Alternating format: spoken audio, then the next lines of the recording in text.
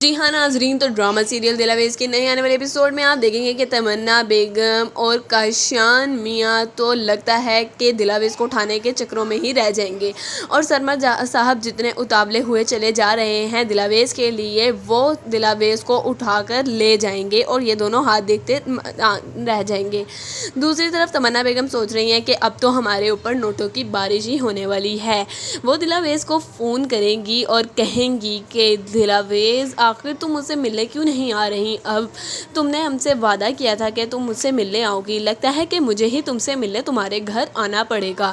اس پر دلاویز کہے گی کہ نہیں نہیں، آپ مجھ سے ملنے ہرگز مت آئیے گا، اور میں بھی اب آپ سے ملنے نہیں آ سکتی۔ ہم نے آپ کو بتایا ہے نا کہ سکندر کو ہمارا اس طرح سے باہر آنا جانا بالکل بھی پسند نہیں، اور اگر ان کو یہ بات پتہ چل گئی کہ میں آپ سے چھپ چھپ کر ملتی ہوں تو وہ مجھ سے ناراض ہو جائیں گے، اور میں اپنا گھر تباہ و برباد ہوتا ہوا بالکل بھی نہیں دیکھ سکتی، کیونکہ میں سکندر سے محبت کرتی ہوں۔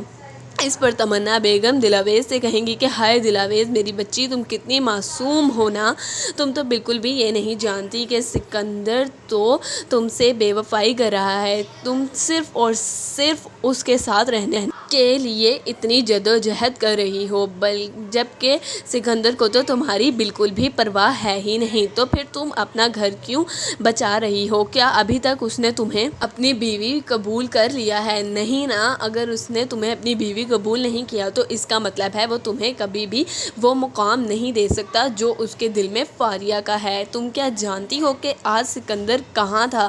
نہیں جانتی ہوگی، کیونکہ تم بے حد معصوم اور سکندر سے بے خبر ہو۔ میں تمہیں بتاتی ہوں کہ سکندر کہاں تھا۔